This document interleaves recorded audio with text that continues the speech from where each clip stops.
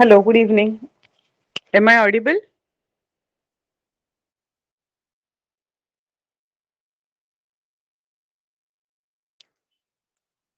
Hello, am I audible? Please write in the chat box. Okay, very good. Please mark your attendance so that we can begin with the lecture.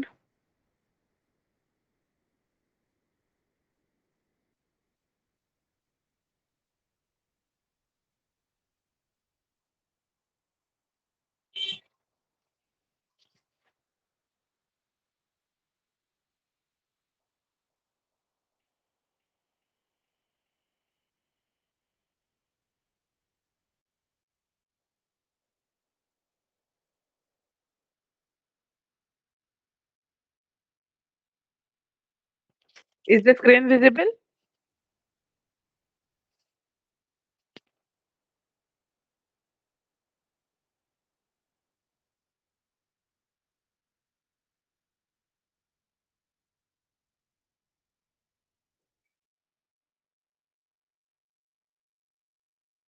Yes, screen दिख रहा है? Okay, very good.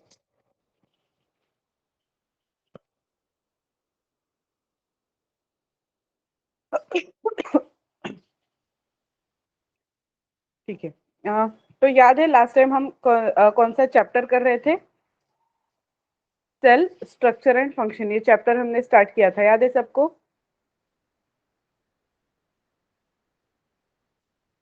और हमने एक flow chart भी देखा था, मतलब सेल से कैसे स्टार्ट होता है। तो फिर cell is the basic component of the life, right? जो सबसे छोटा यूनिट है वो सेल होगा। फिर अगर बहुत सारे सेल्स एक साथ आ जाते हैं तो फिर कौन सा पर्टिकुलर ये बन जाता है? सेल्स इकट्ठा होने पे क्या बनता है? Tissue, very good. और टिश्यू इकट्ठा बन के क्या बनता है?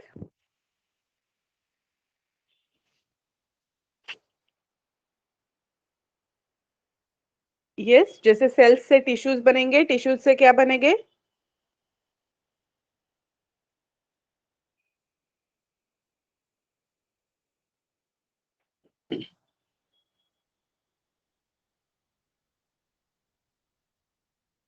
Organ, correct. और ऑर्गन्स एक साथ आते हैं तब ऑर्गेनिज्म बन जाता है। हमने सेल्स के दो टाइप देखे थे, यूनिसेल्यूलर और मल्टीसेल्यूलर। यूनिसेल्यूलर का मीनिंग याद है सबको? यूनिसेल्यूलर मतलब क्या होगा?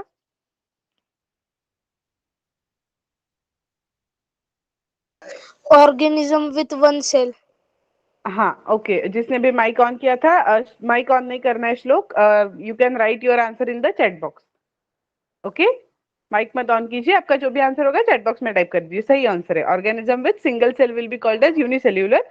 एग्जांपल बता सकते हो आप लोग एक आधा यूनिसेल्यूलर ऑर्गेनिज्म का? Write your answer in the chat box, don't switch on your mic.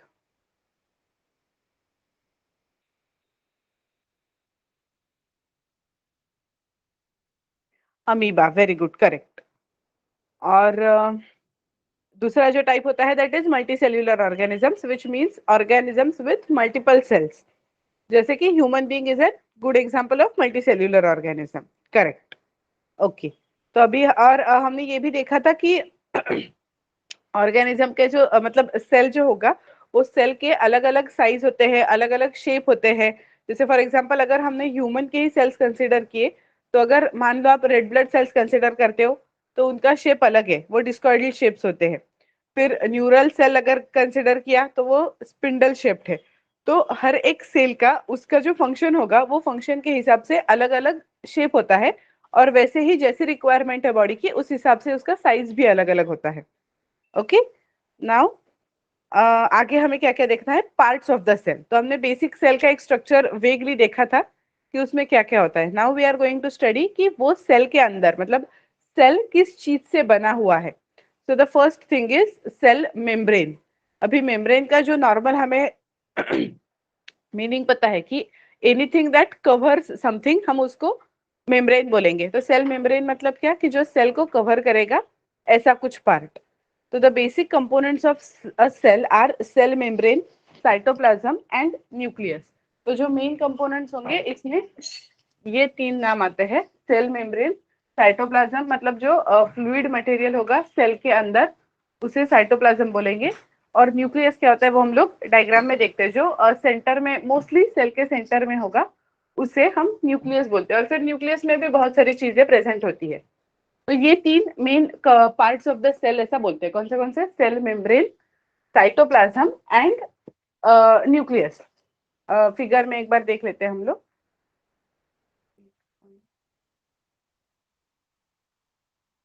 ठीक है, इसमें भी दिख रहा है। तो ये देखो, जो बाहर का कवरिंग है, जो डार्क ब्लैक लाइन दिख रही है, जो हर एक सेल को कवर कर रहा है, उसे सेल मेम्ब्रेन कहा जाता है।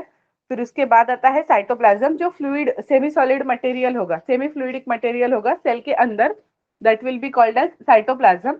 और उसके अंदर होगा पहले एक न्यूक्लियर, मतलब न्यूक्लियस होगा। फिर nucleus is always covered by a nuclear membrane. और फिर वो न्यूक्लियस के अंदर न्यूक्लियोइड मटेरियल प्रेजेंट रहता है। तो वो न्यूक्लियस में क्या क्या होता है वो भी हमें पढ़ना है।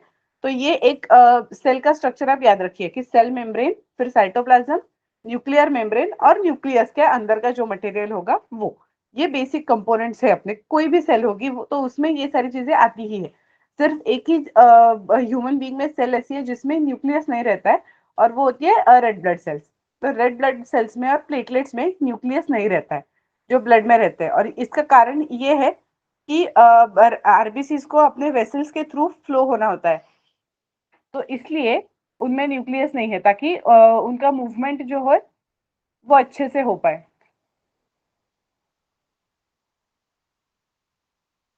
Okay. The cytoplasm and nucleus are enclosed within the cell membrane, also called the plasma membrane. The membrane separates cells from one another and also the cell from the surrounding medium. तो एक दूसरे से भी separate करेगी और cell के बाहर जो चीजें होंगी उससे भी सेपरेट करेगी। और ये मेम्ब्रेन क्यों चाहिए? जैसे अपने घर को डोर होता है, वैसे ही सेल का मेम्ब्रेन है कि जो चीजें अलाउड है वही सेल के अंदर आ जाए। बाहर का जो टॉक्सिक मटेरियल है, वेस्ट मटेरियल है, उसे सेल के अंदर नहीं आने देना है। बट जो सेल को चाहिए, जैसे न्यूट्रिएंट्स चाहिए, वो सेल के अंदर आने देना है। बट उसमें भी ऐसी बात है कि सारे के सारे जो बाहर प्रेजेंट है वो सारा का सारा तो अंदर नहीं आ सकता ना। कितना मटेरियल सेल के अंदर जाना चाहिए वो रेगुलेट करना, फिर सेल को बचाना। अगर कुछ बाहर हार्मफुल सब्सटेंसेस है सेल के लिए, उस पर अटैक करने वाली कुछ चीजें हैं जिससे सेल मर जाएगा, तो ऐसी सारी चीजों से सेल को बचाना और जो अच्छी चीजें उनको अंदर आने के लिए जगह देना, ये सेल मेम्ब्रेन का मेन काम है। और फिर सेल के स्ट्रक्चर को मेंटेन रखना, जैसे वो साइटोप्लाज्म और न्यूक्लियस ऐसे ही तो घूमता नहीं रहेगा ना, उससे कुछ ना कुछ तो सपोर्ट चाहिए, तो वो सपोर्ट देने का काम सेल मेम्ब्रेन करता है। The plasma membrane is porous. Porous मतलब पता है पोरस का मीनिंग क्या होता है? यस, पोरस का मीनिंग क्या होता है? जैसे अब हमने अभी सेंटेंस पढ़ा जिसमें लिखा था the plasma membrane is porous.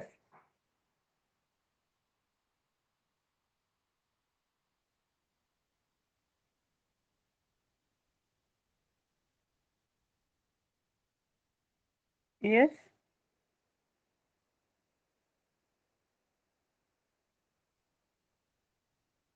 Dots, pores, right. Pores मतलब क्या कि जिससे कुछ ना कुछ तो पास हो जाएगा, छोटा सा। तो जिसमें पोर्स रहेंगे, hence it is called as porous. And allows the movement of substances और materials both inward and outward. मतलब क्या कि जो बाहर के मीडियम में, सेल के बाहर के एनवायरनमेंट में जो भी कुछ न्यूट्रिएंट्स होंगे, विटामिन होंगे, अच्छी चीजें होंगी जो सेल को चाहिए, वो सारी चीजों को सेल के अंदर लेना।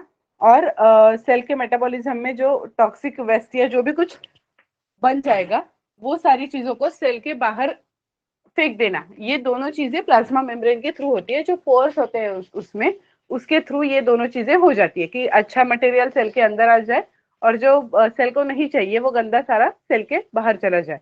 तो ये मूवमेंट होने के लिए सेल मेम्ब्रेन और या प्लाज्मा मेम्ब्रेन पोरस है।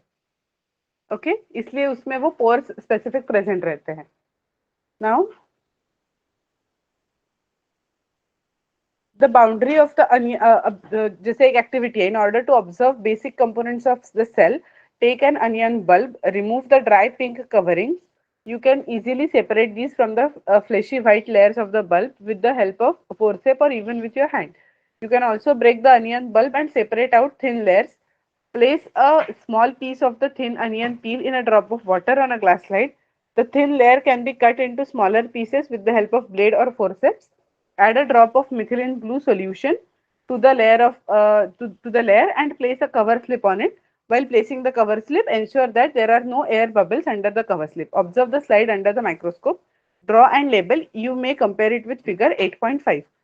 तो जैसे आपने अगर अनियन पील ले लिया, उसको जो प्रोसीजर बताई है उसके सब कुछ निकाल के अगर उसको हम लोग माइक्रोस्कोप पे डालते हैं और मिथिलिन ब्लू ऐसा वहां पे लिखा है, तो मिथिलिन ब्लू का क्या काम होगा? वहां पे कैसा लिखा है कि आप अगर अनियन पिल को लेते हो तो उसे पानी में डाल के फिर उसके ऊपर मिथिलिन ब्लू डालना है, ऐसा वहां पे लिखा है माइक्रोस्कोप के अंदर देखने से पहले।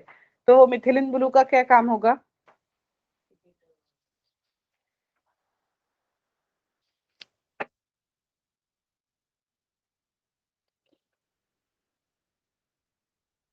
आपने स्टेन ऐसा कुछ सुना है?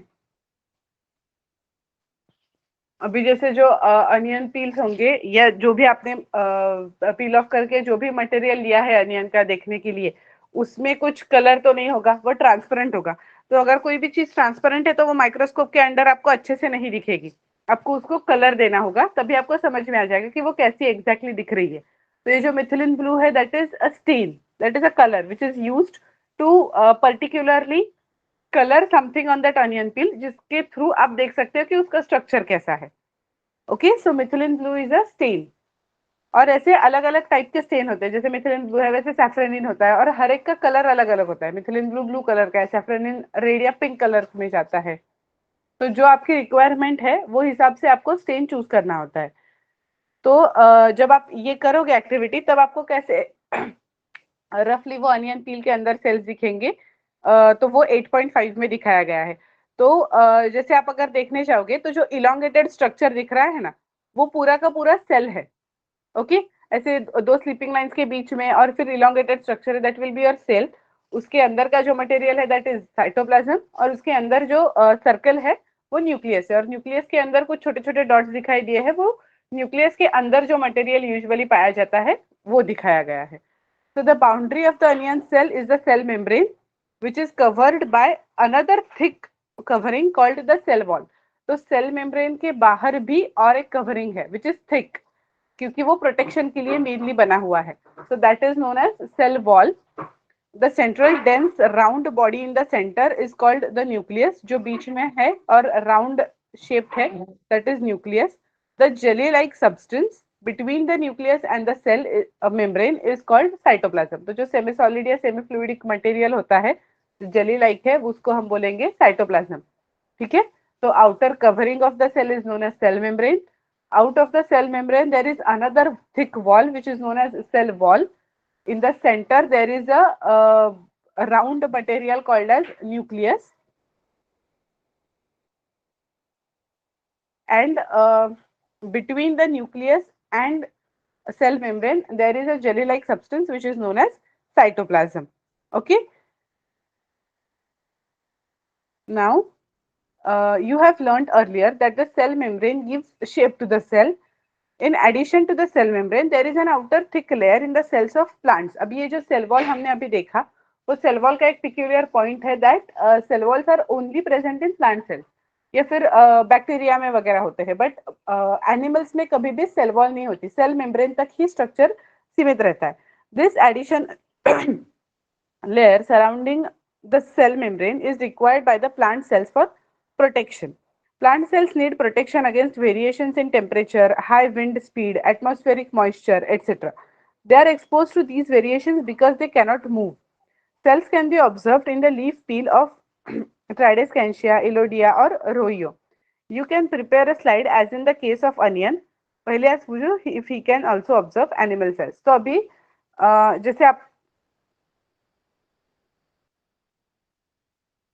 देख सकते हो कि प्लांट सेल्स में, मतलब एनिमल सेल और प्लांट सेल में बेसिक डिफरेंशिएटिंग कैरेक्टर अगर हम देखने जाए तो वो यही होता है कि प्लांट सेल में सेल वॉल रहती है और एनिमल सेल्स में सेल वॉल नहीं रहती है। तो जैसे कि हमने अभी पढ़ा कि प्लांट सेल्स को क्या जरूरत है कि उसे जैसे प्लांट्स मूव नहीं कर सकते, एनिमल्स मूव कर सकते। तो मान लो अगर बहुत सारी हवा चल रही है, बारिश हो रही है, तो प्लांट्स खुद को लेके कहीं उठ के नहीं जा सकते, जो एनिमल्स को पॉसिबल है। किसी भी एनिमल को ये पॉसिबल है ही कि वो किसी प्रोटेक्टेड एरिया में, जहाँ पे उसको बारिश धूप ये सारी चीजें ना लगे, वैसे एरिया में उठ के जा सकता है। बट प्लांट्स में वो एबिलिटी नहीं है, वो जहाँ पे खड़ा है वहीं पे खड़ा रहना पड़ेगा। तो अब अगर ये एक्सट्रीम वेदर कंडीशन से बचना है, तो वो प्रोटेक्शन के लिए अगर सेल वॉल होगी, तो ही अंदर की सेल बच पाएगी ऐसे एक्सट्रीम कंडीशंस ऑफ वेदर से, जिसकी एनिमल्स को जरूरत नहीं है। इसलिए एनिमल सेल्स में सेल वॉल नहीं होती, बट प्लांट सेल्स में सेल वॉल प्रेजेंट रहता है। ओके ये क्वेश्चन आपको एग्जाम में आ सकता है कि why do plants have cell walls and animals do not have cell walls.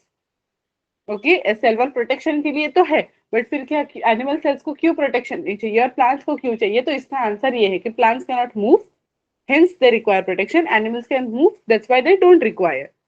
जो सेफ जगह होगी वहां पे एनिमल शिफ्ट हो सकता है, which can not be applied with plant cells.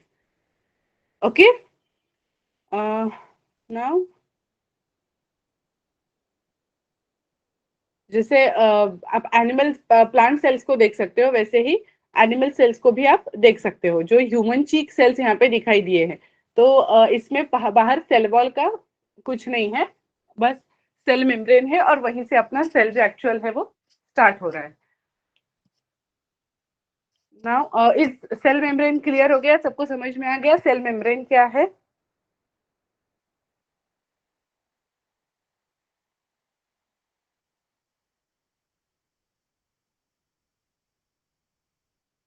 Yes, किसी को कुछ डाउट है सेल मेम्ब्रेन में? Okay, very good. तो मैं कुछ सवाल पूछती हूँ, आप उसके आंसर चैट बॉक्स में लिखते जाइए, ठीक है? सेल के तीन कंपोनेंट्स कौन से हैं?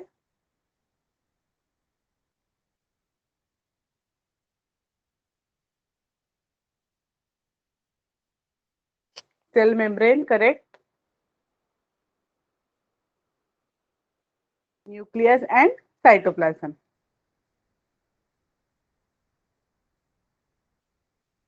नाउ हमारा सेल मेम्ब्रेन का पार्ट हो गया। Now will move on to cytoplasm. Cytoplasm is the jelly-like substance present between the cell membrane and the nucleus. Various other components or organelles of cells are present in the cytoplasm. Okay तो cytoplasm का क्या काम क्या है कि वो semi fluid substance है बस, और फिर उसके अंदर बहुत सारे ऑर्गेनल्स होते हैं। ओके ये सारे ऑर्गेनल्स से मिला के ही एट द एंड सेल बनता है, और ये सारे ऑर्गेनल्स ही है जो अपना काम करते हैं, इंडिविजुअल जो भी कुछ होगा, और फिर अल्टीमेटली वो ऑर्गेनल्स के काम से सेल का फंक्शन होता रहता है। तो जो हमने फ्लोचार्ट बनाया था ना, उसमें एक और वर्ड हमारा ऐड होगा, दैट विल बी ऑर्गेनल। जैसे different organelles will come together। फिर आप मतलब वो ऑर्गेनल्स को ही ऐसे लिख सकते हो कि ऑर्गेनल्स में जो साइटोप्लाज्म में रहते हैं उनको एक्चुअली ऑर्गेनल्स बोलते हैं। फिर उसमें न्यूक्लियस, साइटोप्लाज्म, साइटोप्लाज्म तो वही होगा, और सेल मेम्ब्रेन, ये सारा मिला के फिर अपना हो जाएगा सेल। फिर और सेल से बनेगा जो पिछला वाला हमने बनाया था वो टिश्यू, फिर ऑर्गन। ठीक है, तो ऑर्गेनल जो है वो सेल के पहले आएगा। बहुत सारे ऑर्गेनल जब एक साथ होते हैं तभी सेल पूरा का पूरा बन जाता है। तो of the cells are present in the cytoplasm, these are, तो ऑर्गेनल्स में कौन से होते हैं? Mitochondria, Golgi bodies, ribosomes, etcetera. तो जो एटसेट्रा है उसमें बहुत सारे ऑर्गेनल्स है। मैं उनके नाम बता देती हूँ, हमें बाद में पढ़ने ही है, बट अभी के लिए एक्स्ट्रा इन्फॉर्मेशन के लिए वो नाम याद रखो। पहला है माइटोकॉन्ड्रिया, फिर गोल्गी apparatus या गोल्गी बॉडीज, थर्ड राइबोसोम्स, उसके बाद होते हैं लाइसोसोम्स, फिर होते हैं वैक्यूल्स, उसके बाद होता है एंडोप्लाज्मिक रेटिक्यूलम। ठीक है, इतने तो ऑर्गेनल्स आपको पढ़ने ही है नेक्स्ट ईयर। ठीक है, जो वैक्यूल्स होंगे या प्लास्टिड्स होंगे जो स्पेसिफिकली, अब ऑर्गेनल्स में भी कुछ कुछ ऑर्गेनल्स ऐसे हैं जो सिर्फ प्लांट सेल्स में रहते हैं, कुछ ऑर्गेनल्स ऐसे हैं जो सिर्फ एनिमल सेल्स में रहते हैं।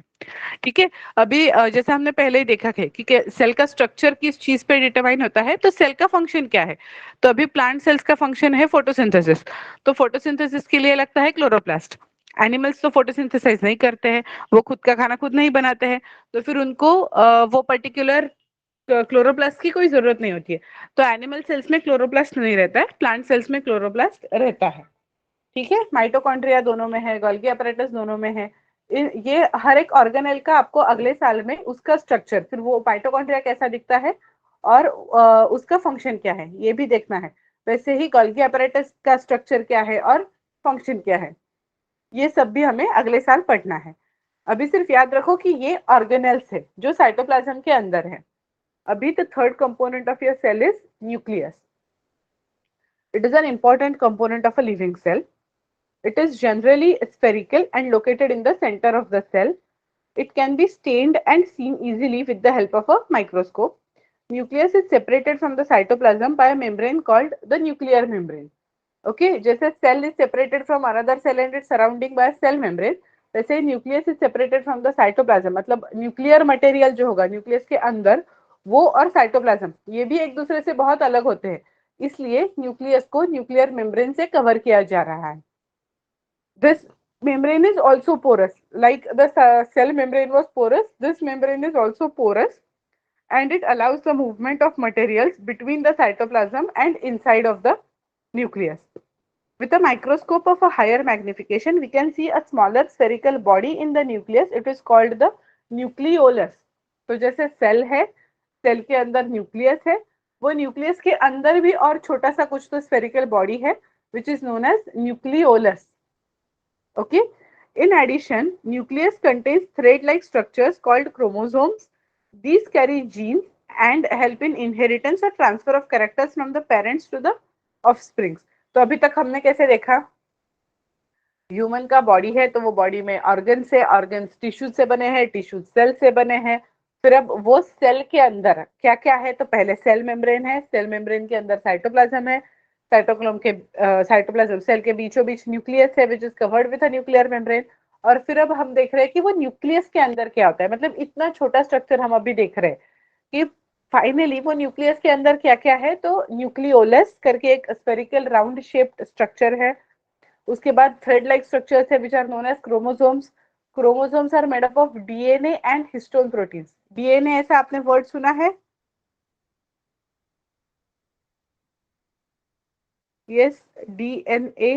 हाँ, तो ये जो क्रोमोसोम्स है those are made of DNA that is deoxyribo nucleic acid and histone proteins, मतलब ये एक टाइप के प्रोटीन्स है जिससे ये क्रोमोसोम्स बने हैं। और उनमें जीन्स प्रेजेंट रहते हैं विच कैरी जेनेटिक इंफॉर्मेशन। मतलब आपको इनहेरिटेंस के बारे में, ये इनहेरिटेंस ये वर्ड पढ़ा है आपने पहले?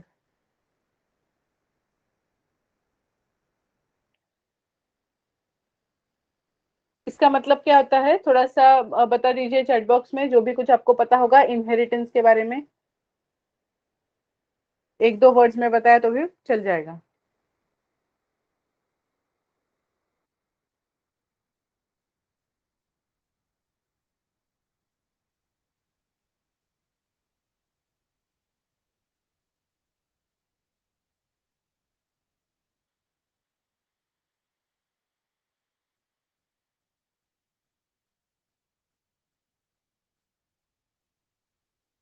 Correct, hereditary information is carried out by genes, but inheritance मतलब क्या?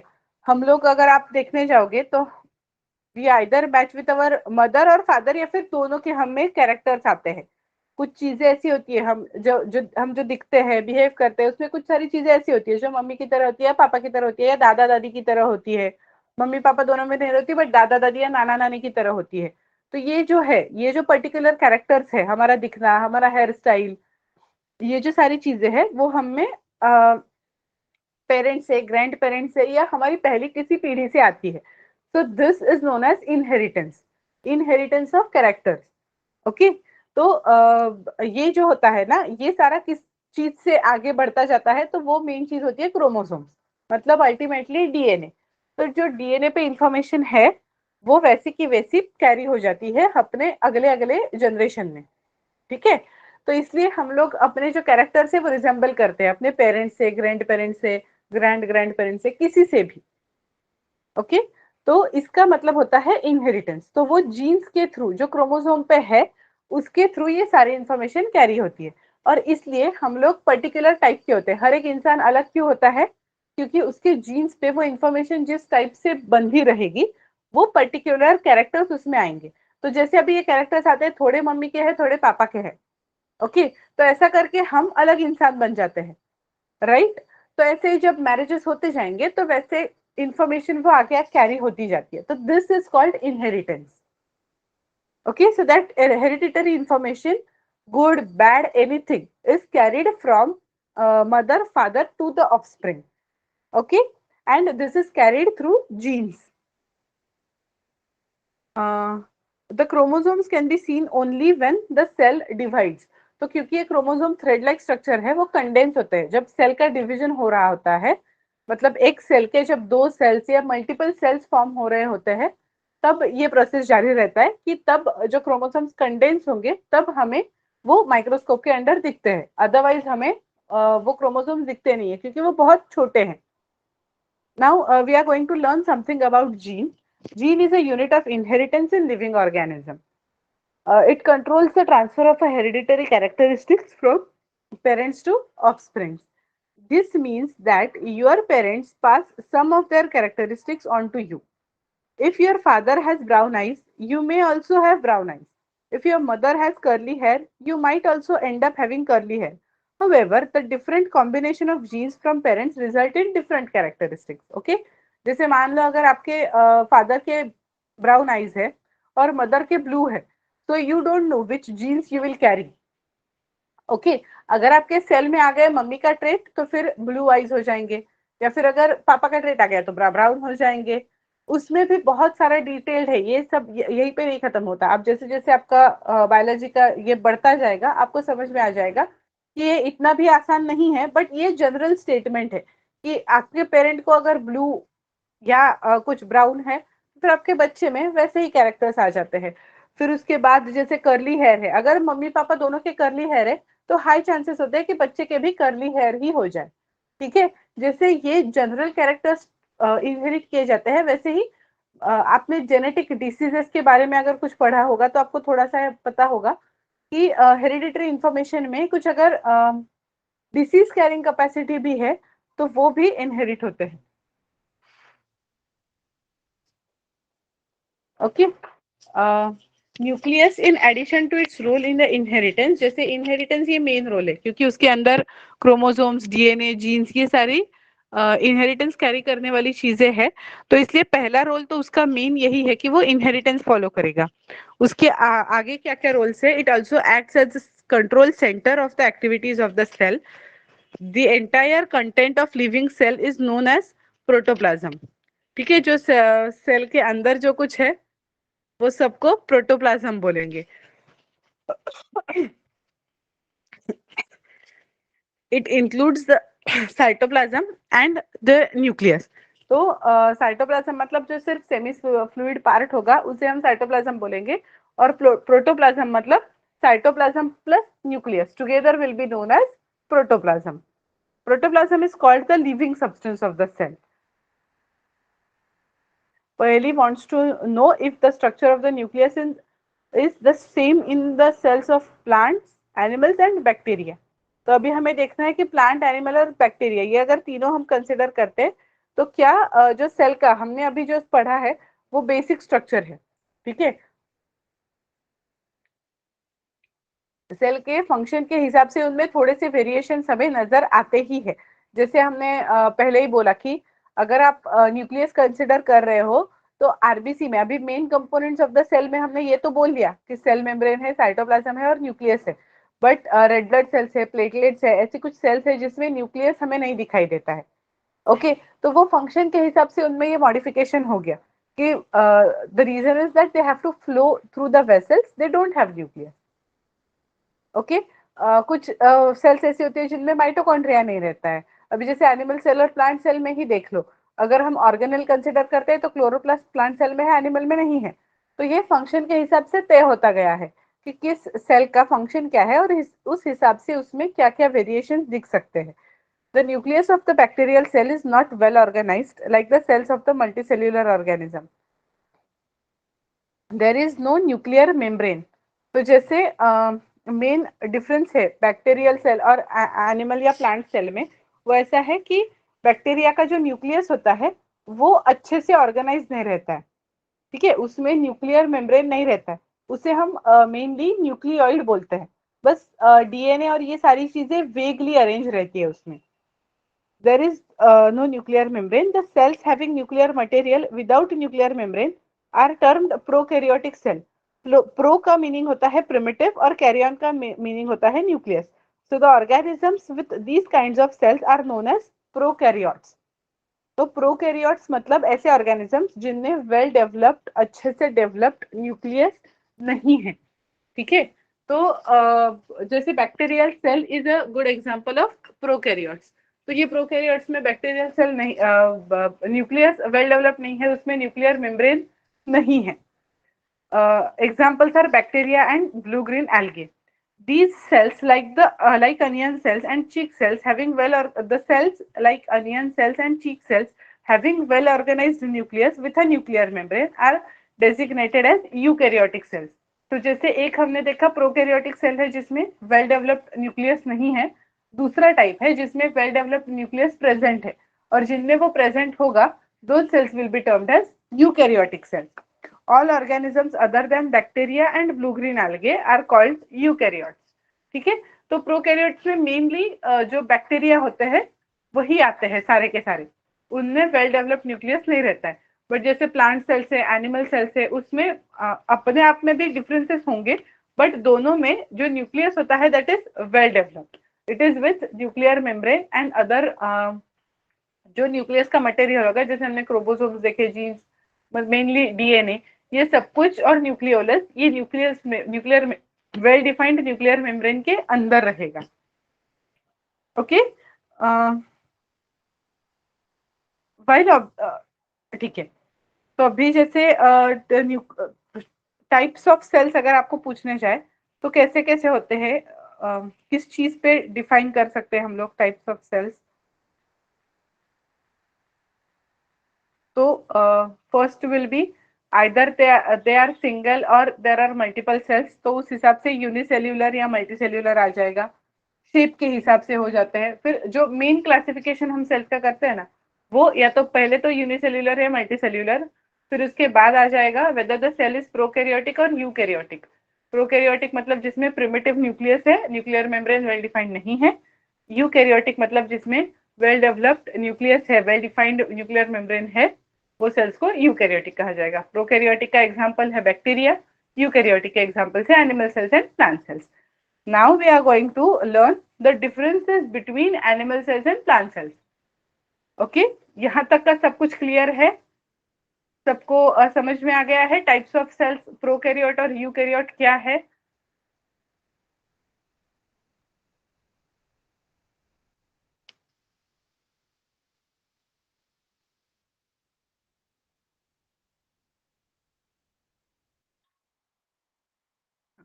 तो अभी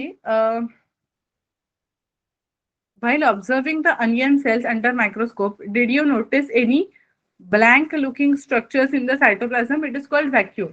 तो अभी हमें जो पढ़ना है ना, अभी हमने एक्चुअल सेल्स तो नहीं देखे हैं, बट अभी हमें जो पार्ट पढ़ना है that is mainly focused on cell organelles. Okay, cell organelles मतलब क्या, जो साइटोप्लाज्म में प्रेजेंट है ऐसा हमने देखा है, that is known as cell organelles. It is called the vacuole. तो वैक्यूल क्या होता है, blank looking structure. It could be single and big as in an onion cell. Cheek cells have smaller vacuoles. Large vacuoles are common in plant cells. Vacuoles in animal cells are much smaller. ठीक है, तो ये example जैसे food vacuole होता है, या फिर vacuoles empty रहते हैं, उसकी वजह से बायोन्सी होती है वो पर्टिकुलर सेल को। तो ऐसे वैक्यूल्स के डिफरेंट डिफरेंट फंक्शंस होते हैं। ओके, तो प्लांट सेल्स में यूजुअली बड़े वैक्यूल्स प्रेजेंट रहते हैं और एनिमल्स में छोटे वैक्यूल्स प्रेजेंट रहते हैं। You might have noticed several small colored bodies in the cytoplasm of the cells of Tredinscacia leaf. They are scattered in the cytoplasm of the leaf cells. These are called plastids. They are of different colors. Some of them contain green pigment or chlorophyll. तो जैसे plastid ये एक group of organelles हो गया। अभी ये plastid में अलग अलग कलर होते हैं, तो जब उनमें ग्रीन कलर का पिगमेंट प्रेजेंट रहेगा that will be known as chlorophyll, and those plastids will be labeled as chloroplasts. Green color plastids are called chloroplasts. They provide green color to the leaves. You may recall that chlorophyll in the chloroplast of leaves is essential for photosynthesis. तो ये plastids animal cells में नहीं रहते हैं क्योंकि उनको जरूरत नहीं है फोटोसिंथेसिस के लिए क्लोरोप्लास्ट की, एनिमल सेल्स में जरूरत नहीं है, बट प्लांट सेल्स में ये पर्टिकुलर स्ट्रक्चर प्रेजेंट रहता है. Now we are going to compare plant cells and animal cells. You should also be able to compare plant and observe the plant and animal cell carefully in 8.7 A and B.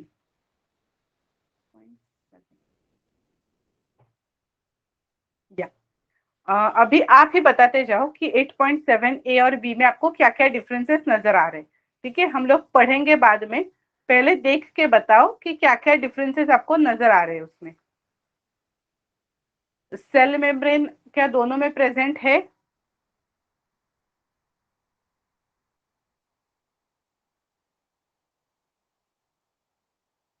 Right, correct. Cell wall सिर्फ plant cell में है, animal cell में cell wall नहीं है. उसके बाद nucleus है दोनों में.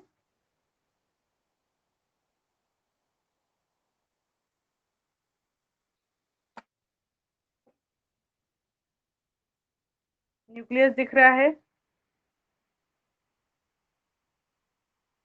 यस. फिर न्यूक्लियर मेम्ब्रेन है दोनों में.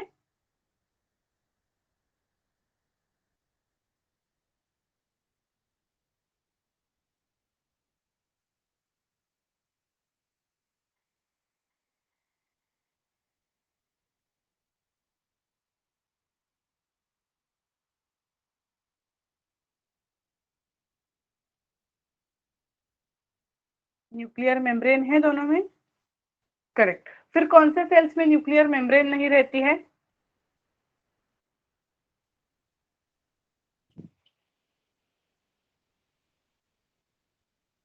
यहाँ तो प्लांट सेल एनिमल सेल दोनों में हमने न्यूक्लियर मेम्ब्रेन देखा. ऐसा कौन सा सेल है जिसमें न्यूक्लियर मेम्ब्रेन नहीं रहता है?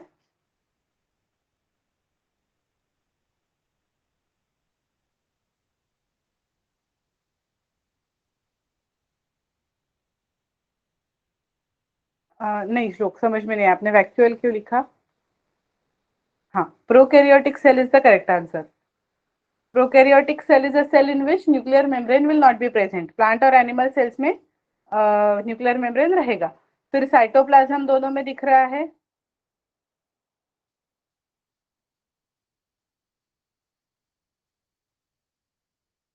यस. फिर प्लास्टिड्स दिख रहे हैं.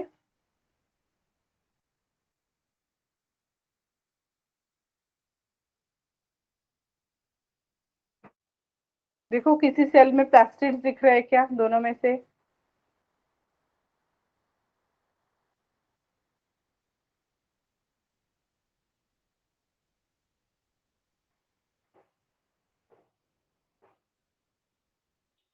नहीं, किसी में भी नहीं दिख रहे. प्लांट सेल्स में दिख रहे हैं, राइट. जो क्लोरोप्लास्ट लिखा है that is the plastid which is present in plant sales. फिर नेक्स्ट है वैक्यूअल दिख रहा है दोनों में.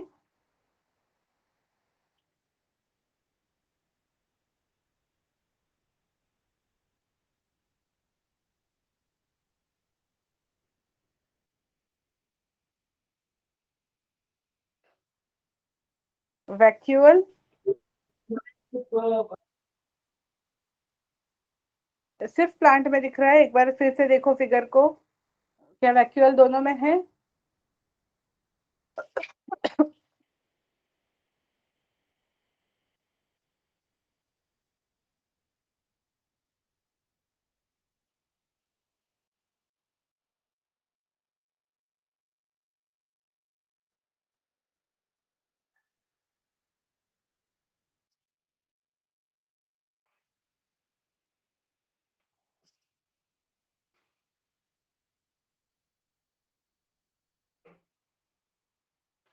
देखो डायग्राम में नजर आए क्या? Yes, correct. दोनों में वैक्यूअल्स प्रेजेंट है बट उनका साइज जो है वो डिफरेंट है. Very good. प्लांट्स में वो बड़ा वैक्यूअल होता है एंड एनिमल सेल्स में वैक्यूअल प्रेजेंट रहता है बट छोटा होता है. ओके, तो अभी हम पढ़ते हैं कि क्या क्या दिया है. Let us tabulate the difference. So only few features are mentioned. You may add more in table 8.1. तो जैसे ये टेबल में और भी सारी चीजें ऐड कर सकते हैं, हमें अभी बाकी की सारी चीजें तो ऐसी है जो हम देख पा ही रहे कि दोनों में क्या क्या डिफरेंस है। तो जब भी आप एग्जाम में डायग्राम ड्रॉ करने जाओगे तो ये सारी छोटी छोटी चीजें आपको याद रखनी है कि एनिमल सेल्स ड्रॉ करने के लिए बोला है और गलती से क्लोरोप्लास्ट डाल दिया उसमें, तो फिर मार्क्स कम हो जाते हैं ऐसे केसेस में। ठीक है, तो इसलिए याद रखना है कि प्लांट सेल में एक्स्ट्रा मतलब क्या क्या चीजें होती है और एनिमल सेल्स में क्या क्या है और उनमें डिफरेंस क्या क्या है। तो इस हिसाब से कभी कभी कैसे होता है, सेल निकालने के लिए बोला है एनिमल सेल और वैक्यूल बहुत बड़ा निकला हुआ होता है, तो ऐसा नहीं होना चाहिए। जितना उसका साइज मेंशन्ड है उस साइज का वैक्यूल जो भी कुछ है वो दिखाना है हमें।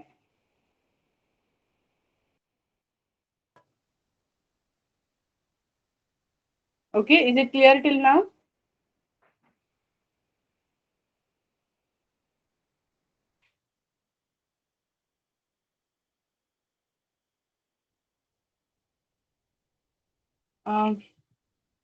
समझ में आ गया है स्ट्रक्चर एंड जो फंक्शंस होंगे या फिर उनका और डिटेल्ड स्ट्रक्चर जो जैसे सेल के कंपोनेंट्स और ये सारी चीजें सबको समझ में आ गई है अच्छे से?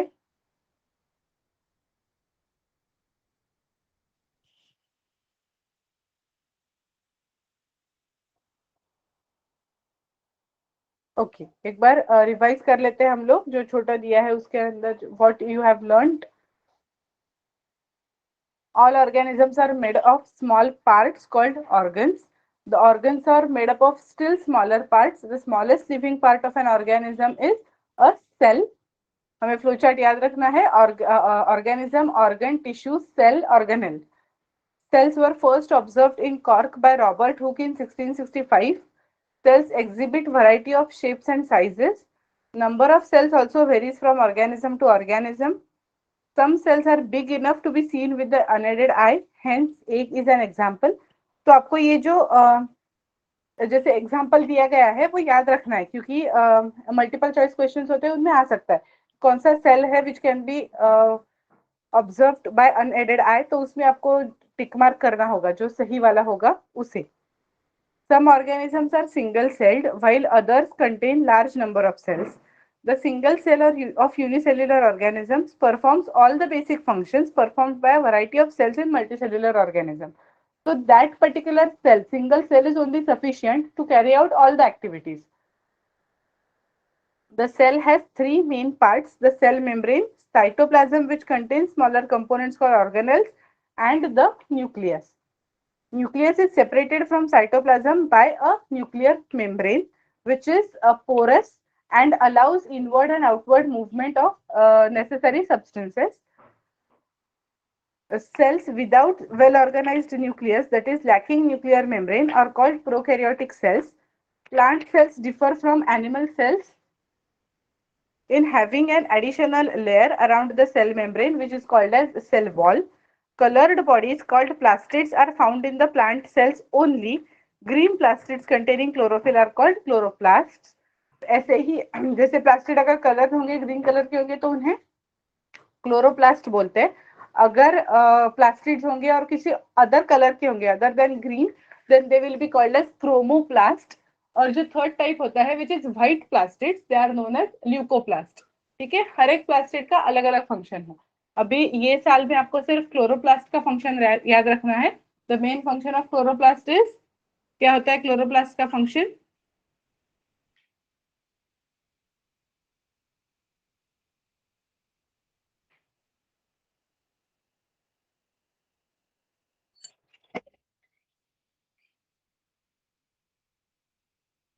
Photosynthesis, correct. तो ऐसे ही हमें अगले साल और प्लास्टिड के टाइप्स सीखने हैं, जैसे मैंने अभी मेंशन किया ल्यूकोप्लास्ट और क्रोमोप्लास्ट, तो उनके भी अलग अलग फंक्शंस होंगे। ठीक है, फिर next is plant cell has a big central vacuole unlike a number of small vacuoles in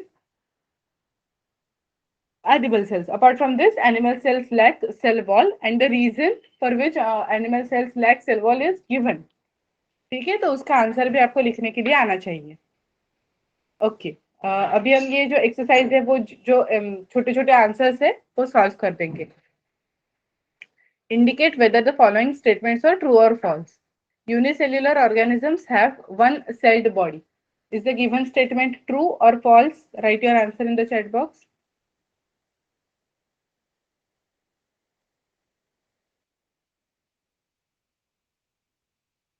एक का आया, बाकी के सब लोगों को आंसर करना है.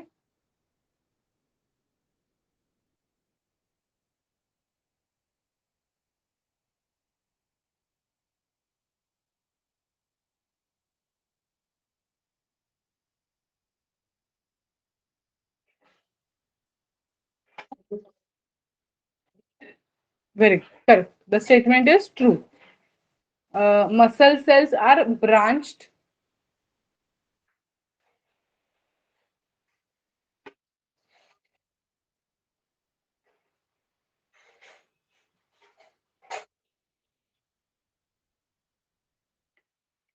Yes, muscle cells are branched.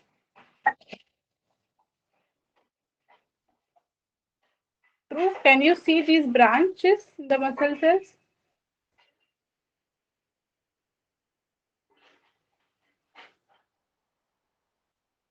देखो जरा किस सेल के लिए ब्रांच्ड ऐसा लिखा है.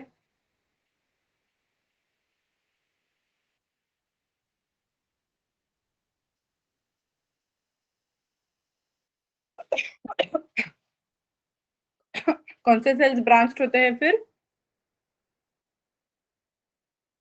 Nerve cells are branched, muscle cells नहीं होते.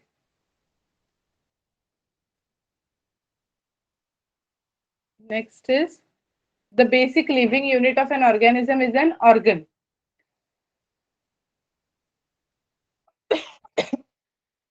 Basic living unit of an organism is organ.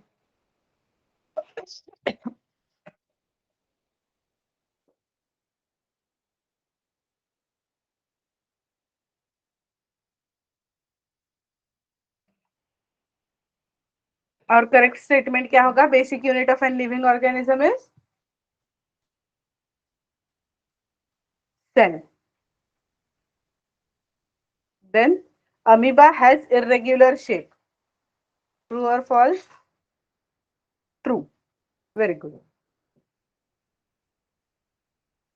Now make a sketch of the human nerve cell. What functions do nerve cells perform? तो जो आपको डायग्राम दी गई है वहां पे वो निकालनी है और जो फंक्शंस होंगे वो टू ट्रांसफर द इंफॉर्मेशन और signal.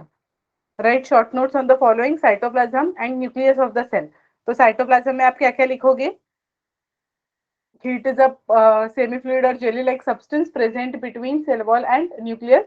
It harbors many organelles. Okay. Nucleus of the cell में क्या क्या लिखोगे? It is at the center of the cell, which is covered with nuclear membrane. It contains chromosome genes which carry hereditary information. Which part of the cell contains organelles? Please write the answer in the chat box for this question. Which part of the cell contains organelles?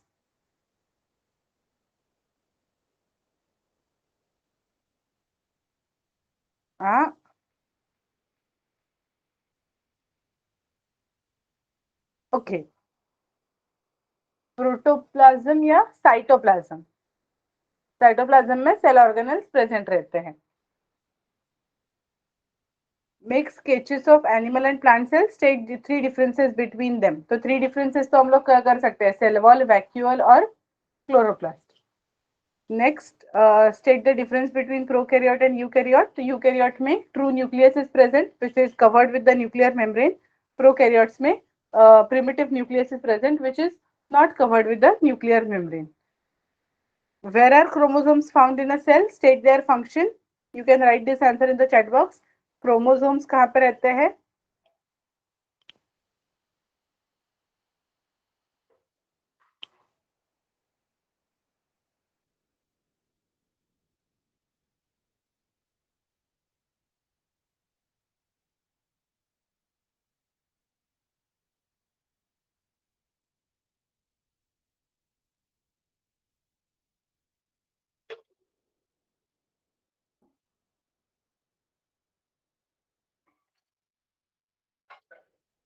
In the nucleus. And what is their function?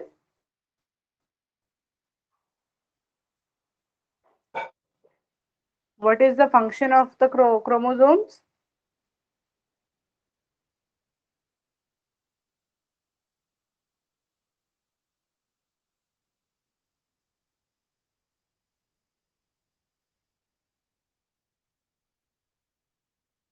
Correct, very good. They carry genetic information. Uh, Cells are the basic structural. Okay. Explain why chloroplasts are found in only plant cells. Complete the crossword. Okay. ये crossword हम लोग complete कर लेते हैं. First का across है. This is necessary for photosynthesis. This is necessary for photosynthesis. Chloroplast. Very good. Next, term for component present in the cytoplasm. Third cross. Component present in the cytoplasm.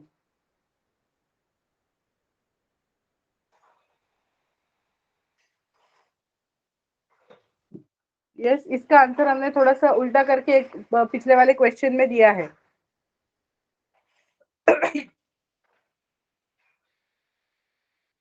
Organelles, correct.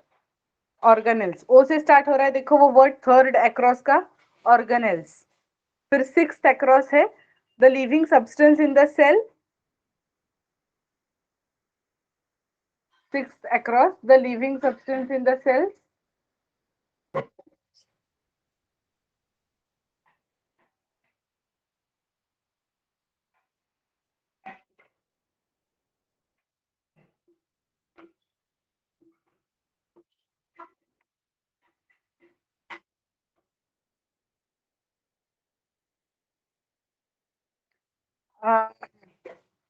Protoplasm. Living component of the cell is protoplasm. देखो P से start हो रहा है. P भी लिखा है, T भी लिखा है बीच में. फिर next, units of inheritance present in the present on the chromosome. Number 8 across G से स्टार्ट हो रहा है.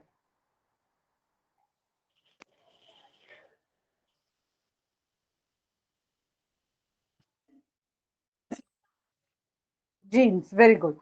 अभी जो डाउन है वो करना है हमें. Green plastids are known as.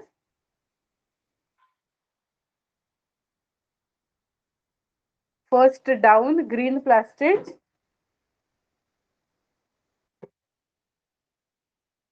नहीं, chlorophyll is a material.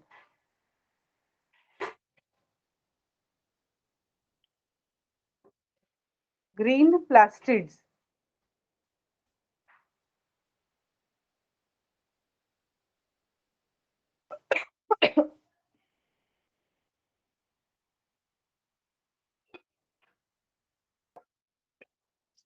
Chloroplast.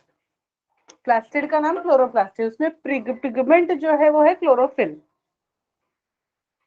Okay. Second down है formed by the collection of tissues. Tissues से क्या फॉर्म होता है?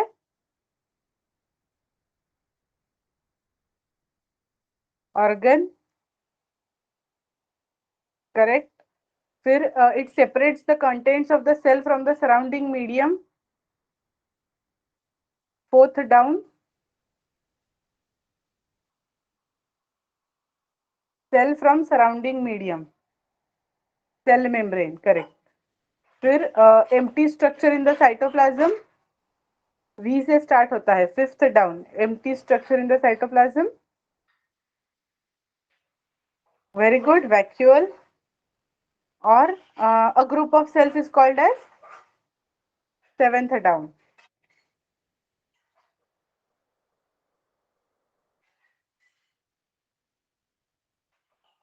टिश्यू. परफेक्ट. ओके. तो ये चैप्टर का आप अभी घर पे रिवीजन कर लीजिए. कुछ डाउट्स होगा तो नेक्स्ट लेक्चर में पूछ लीजिए. ठीक है. तो हमारा सेल स्ट्रक्चर एंड फंक्शन ये चैप्टर भी अभी खत्म हो गया. Okay. For now, thank you and bye. Will meet in the next lecture.